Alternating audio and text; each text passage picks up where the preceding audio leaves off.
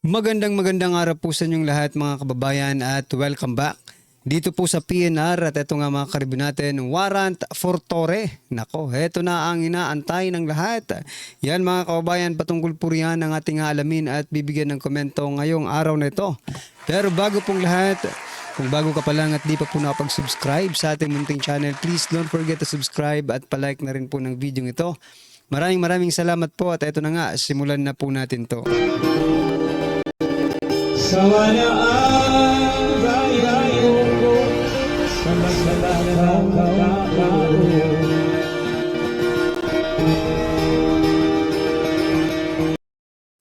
So ito mga kababayan, bago po natin muling i-play ang video ito, pasadahan po muna natin itong mga nagte-trending na mga balita dito po sa mundo ng social media. At unahin nga po natin ito mga kababayan, ito pong si Senator Amy Marcos, mayroon na pong third reading dyan po sa kanilang ginagawang investigation, no? Third preliminary reading. Ito po, pakinggan po natin at bigyan po natin ng reaction ito mga kababayan. Third preliminary reading, warrant for Torre.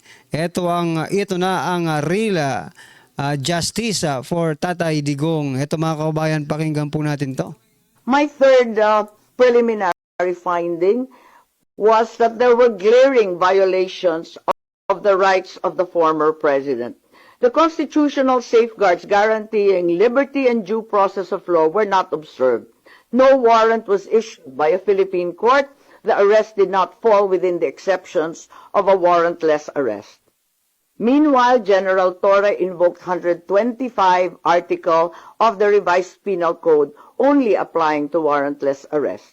The constitutional safeguards for the right to liberty of abode were also disregarded. No court order was issued mandating that the former president be taken out of the Philippines against his will. Former President Duterte was deprived of the right to be visited or to have conferences with immediate family members under Section 2F of Republic Act 7438. General Torre admitted he did not allow Vice President Sara Z. Duterte to visit former President in Villamor Air Base contrary to RA 7438. Former President Duterte was further denied the right to be brought to judicial authorities under Article 59 of the Rome Statute. The former president was also denied. Finally, my third preliminary finding was that there were glaring violations of the rights of the former president. The constitutional safeguards guaranteeing liberty and due process of law were not observed. No warrant was issued by a Philippine court. The arrest did not fall within the exceptions of a warrantless arrest. Meanwhile, General Torre invoked 125 article of the revised penal code only applying to warrantless arrest. So yan mga kaubayan, klarong-klaro po dito sa sinasabi ni Senator Amy Marcos na mayroon talagang mga paglabag sa karapatang pantao ni former President Duterte doon po sa sinasabi nilang pag-aresto mga kababayan. So ano ba ang magiging consequences nito mga karibin natin? Hahayaan na lang ba si Torre? Diba? Kasi si Torre po ang number one main character dito po sa pag-arestong ito. Sabi po dito sa caption, warrant for Torre. Yan po ang real justice for former President Duterte. So yan mga kaumbayan, magkakaroon kaya ng lakas ng loob ang Kongreso para arestuhin at i-contempt itong si Torre. Yun lang naman po ang hinihiling ng taong bayan para naman makabawi sa ginawa po ni Torre mga kababayan. Although hindi na po tayo makakabawi kasi nandun na nga po si former President Duterte sa The Hague, Netherlands. Pero still, pampalubag loob sa mga supporters ni former President Duterte, arestuhin si General Torre, mga kababayan, no? Well, anyway, ano po ang inyong reaksyon dyan sa third preliminary reading, no, ng committee ni Senator Aimee, mga kababayan. Alright? Ito, pasadahan din po natin ang balitang ito, mga karibyo natin. Department of Finance, ICE capital gains tax hike to 10%. But sabi po dito, what cost to ordinary Filipinos? O nga, mga kababayan, no? The Department of Finance, DOF, led by Secretary Ralph Recto, has proposed increasing the capital gains tax or CGT on real estate sales from 6% to 10%. Nako. Under the growth bill, if approved, this should take effect from 2025 to 2023, then reverts to 6% unless extended by Congress. So, what I'm trying to point out here, mga karibyo natin, grabe talaga itong si Recto, no? Pag-tax ang pinag-uusapan, mabilis pa sa alas 4 ang pagtaas. Department of Finance. Pag-tax po ang pinag-uusapan, mabilis pa sa alas 4 ang pagtaas ng mga tax natin. Pag-utang naman ang pinag-uusapan, mabilis pa rin sa alas 4, no? Mabilis pa sa kidlat. Ang kanilang pangungutang, mga kababayan.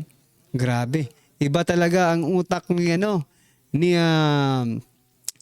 Secretary Ralph Recto, no? Pagdating sa PhilHealth, kung ano-ano na lang irarason nila. Tapos eto pa, meron pa palang pagtaas sa tax ng mga real estate sales, mga kababayan, no?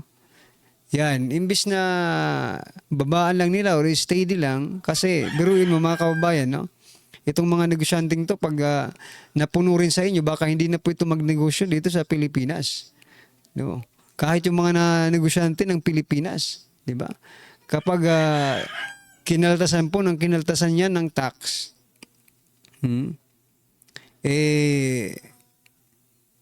hindi na po yan babalik sa atin, mga kababayan. Okay? Well, anyway, ano po ang inyong opinion dito kay Recto? Grabe po si Recto, Grabe po. Pera po ang utak ni Recto, mga kababayan. Pera po. Pero okay naman ito sana, no? Itong taas nila, pagtataas nila ng mga tax, okay naman sana. Kung ginagamit po sa tama yung kanilang mga nakokolekta. Kaso, mga kababayan, mataas na nga ang tax, utang pa rin po tayo ng utang, mga karibyo natin. So, useless po ang pagtaas ng tax. Kasi nangungutang pa rin naman tayo, di ba? At nagbebenta tayo ng gold reserve. At pinakikialaman pa natin yung mga hindi dapat pakialaman ng mga pondo like PhilHealth, di ba? Grabe talaga ang utak ni Recto, mga kababayan. So, eto, pasadahan din po natin itong si House Speaker Martin Romualdez. Sabi niya po dito, mga kababayan, ako natawa ko talaga nung nabasa ko to Sabi niya po dito, sa pamilyang Duterte, konting galang naman sa mahal na presidente. No? Yan, mga kababayan. Ako talaga natawa ko nung binasa ko yan. Sabi po dito, sa pamilyang Duterte siguro, konting galang naman sa ating mahal na presidente at saka pamilya noong panahon naman ninyo, iginalang naman na kayo, di ba? Grabe ito Igalang daw sino bang walang galang? Sino ba kasing walang galing?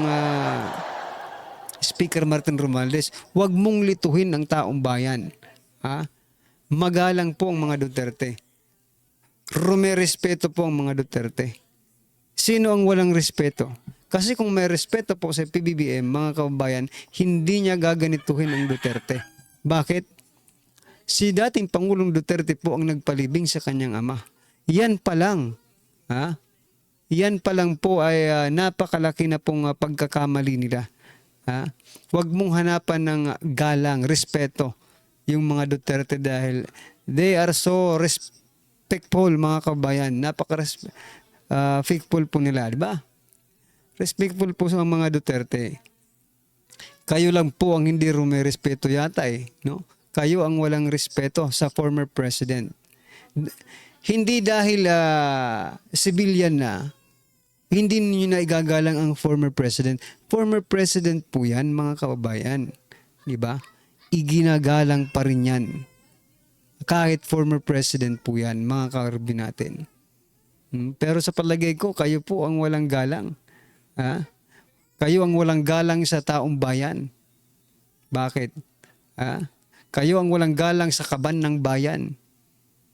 Puro kayo pagwawaldas, pangungutang, di ba? Walang pumapasok, at ewan ko lang kung may, sa bagay, may pumapasok na pera because of the taxes ng mga Pilipino. Pero kung wala siguro, kumusta naman? Di ba? Ano po ang inyong masasabi dito sa sinasabi ni Romualdez na kaunting galang naman sa mahal na presidente? Nako po. Bago po kayo mag-request or ng galang, no? Ang galang kasi, ang respeto kasi, mga kababayan, is being earned, no? Pinaganin earn, di ba? Ano bang Tagalog earn? Pinaghihirapan yan na makuha yung respeto. Ngayon, kung hindi kayo nire-respeto, mga kababayan, isa lang po ang ibig sabihin yan. You don't deserve to be respected, no? Anyway, anong opinion nyo dyan, mga kababayan? Ito pa, pasadahan din po natin si speaker pa rin, mga karibi natin. Sabi niya naman po dito, sabi po ni Speaker Martin, ang Kongreso ay sagrado. Ang paglabag sa mga ito ay kawalang galang sa taong bayan. No? Talaga, syempre. Ang mga karapatan at seguridad dito ay hindi nilalabag. Ang paglabag sa mga ito ay kawalang galang sa taong bayan na ating pinaglilingkuran. Tama po kayo. Hindi po ako magdi-disagree kasi tama po yan. Kaso, mga karibin natin, no? Sagrado nga talaga ang Kongreso, pero kayo naman po na mga lawmakers ang mismong lumalabag no? I think, kayo po ang mga lumalabag, mga kababayan. Kayo po ang mga walang galang sa taong bayan. Bakit ko po nasabi yun, mga kababayan? No? Pag mayroon po kayong dyan, pag hindi nyo nagugustuhan yung mga resource person ninyo, kino-contempt nyo agad Pag sinabi natin Kongreso, it is both Senate and the lower house, the House of Representatives, mga kababayan. Nakita nyo po ba, Speaker Martin Romualdez, kung anong nangyari sa Senado? Sa investigasyon? Tama po kayo. Ito, ulitin ko lang, sagrado ang Kongreso. Kaya hindi po ito dapat gamitin sa pamumulitika. Pero ang ginawa ninyo, pinulitika nyo. Ang mga Duterte gamit po ang sinasabi nyong Kongreso na sagrado. Both Senate and House of Representatives, mga kababayan. Diba? Sa Senado, klarong-klaro na po na nagsisinungaling ang mga hinayutak ng mga hudas ng ating bansa. Pero may contempt order na. Pero ang ginawa ni Senate President, hindi pinayagan na makulong. Ibig sabihin lang ito, mga kababayan, sa sobrang sagrado ng Kongreso, parang namamanipulate ng mga santo. Diba? Ibig nyo ba sabihin, Speaker Martin Romualdez, dahil sagrado ang Kongreso, kayo ay mga santo? Ano sa palagay nyo, mga kababayan, mga santo ba ang nandyan sa Kongreso? Sagrado Pero wag na po tayong maglokohan, mga kababayan, no? Kayo rin ang lumalabag, at hindi gumagalang sa taong bayan. Yun po ang totoo. Alright, ito pa mga kababayan, last po natin pag-uusapan at i-play na po natin ang video. Ito, Attorney Panelo, mga karibyo natin, naaawa, no? Dito kaya tinawag niya pong palengkera sa Nang Palasyo na si Yusek Castro, mga kababayan. So kahit ganun din pala ang puro birada ni Attorney Panelo, ay naaawa din pala ito kay Yusek Castro, mga kababayan. Kasi nga po, di ba, nakakaawa kasi puro bashing po ang natatanggap nitong si Yusek Castro, mga kababayan. Kayo po ba? Naaawa po ba kayo dito sa babaeng ito? Kasi ako mukhang ayaw ko munang maawa ngayon, mga karibin natin. Pagbigyan nyo ako. Ayaw ko munang maawa dito kay kasi grabe po ang mga binibitawang salita nito, mga kababayan, no? Well, anyway, kung naawa po kayo, wala rin naman akong magagawa, kaawaan niyo na. Eto mga kababayan, pakinggan po natin to at bigyan natin ng reaksyon. Eto na po. Ito ang nakakagulat, viral at trending ngayon sa mundo ng social media ang di umano'y balitang pwedeng manalo, pwedeng matalo pag-endorse ni Vice President Sara Duterte Carpio kay Camille Villar, pinusuan ng taong bayan. Ngunit kay Amy Marcos, tila binatikos na naman ng marami sa ating mga kababayan. Pero bago ang lahat, mga kapinas, kung bago ka pa lamang sa channel namin, ay huwag mong kalimutan mag-subscribe at paki-click na din ang notification bell para mas maging updated ka pa lalo sa lahat pa ng bagong videos na i-upload namin. At yun nga mga kapinas, hati ang reaksyon ng taong bayan sa naging mga ganap kamakailan lamang kung saan ay tila hindi pinabura ng ilang mga die-hard Duterte supporters ang pagsuporta ni Vice President Sara Duterte sa presidential sister na walang iba kundi si Senator Amy Marcos. Ngunit suportado naman ng marami sa kanila ang pag-endorso ni Vice President Sara sa anak ng business tycoon na walang iba kundi si Camille Villar. Ilan sa mga trending photos online na kumalat kahapon sa mundo ng social media kung saan nakitang-kita na talagang mayroong magaganap na pasabog sa darating na araw kung saan ilalabas ng dalawang political ads na maaring makapagpaguho sa alyansa ng Bagong Pilipinas, lalo't dalawa sa kanilang kandidato ay tila pumabor kay Vice President Sara Duterte Carpio. Ngunit ito nga daw ang isa sa mga balitang tila hindi inilabas ng biased media. Matatanda na bago umuwi ng Pilipinas mula sa The Hague, Netherlands, nagpahiwatig na si Vice President Sara Duterte na bukod daw sa Duterte na opisyal na inendorso ng PDP Laban, ang political party ni dating Pangulong Rodrigo Roa Duterte, may mga usap-usapan na may mangyayaring political coalition or sa mga huling araw bago ang halalan 2025. Mukhang may mga sasapi sa isang partido na hindi daw inaasahan ng mga politiko, lalo't hindi din daw nagkataon na sabay lumalabas kahapon ang mga imahe ni Vice President Sara Duterte kasama ang mag-amang Manny at Camille Villar at Senator Amy Marcos with blockbuster director na walang iba kundi si Direk Daryl Yap. Hindi din daw magkakataon na parehas ang Nationalista Party ang kinabibilangang political coalition ni na Amy Marcos at Camille Villar na kapwa nagtiwala at nagpa-endorso kay Vice President Sara Duterte. Ilan sa mga political expert ang nagsasabi na ito daw ay political tactic ni Vice President Sara Duterte para isalba hindi lamang ang kanyang impeachment trial na mangyayari oras na maluklok at matapos ang 2025 senatorial election, kundi lalo na ang magsasalba kay dating Pangulong Rodrigo Roa Duterte mula sa prosecution ng ICC. Ayon pa sa ring post ng Team Angel supporter online, from Team Angel supporter politics and edition, VP Sara in her speech in The Hague, Netherlands, before going home in the Philippines mentioned aside from the 3010, there's a talk about political coalition. Now there's a news circulating that Vice President Sara will officially endorse Amy Marcos and Camille Villar as her senators in 2025 election. Both Amy Marcos and Camille Villar are members of Nationalista Party of the billionaire Manny Villar. Magkakaroon kaya ng formal coalition between PDP Laban, hugpong ng pagbabago at Nationalista Party. It's politics. Sabi nga ni Ted Filon in 2026, Bongbong Marcos will become a lame duck president, matatalunan na ang mga politiko for political survival. So yan mga kaubayan, ano pong inyong opinion, reaksyon patungkol po sa video ito? I-comment na lang po sa baba para at least alam po nating mga kaubayan ng inyong opinion. Maraming salamat po. Please don't forget to like the video. Maraming salamat po. Sawa na ang bayan ko sa magnanakaw na tao.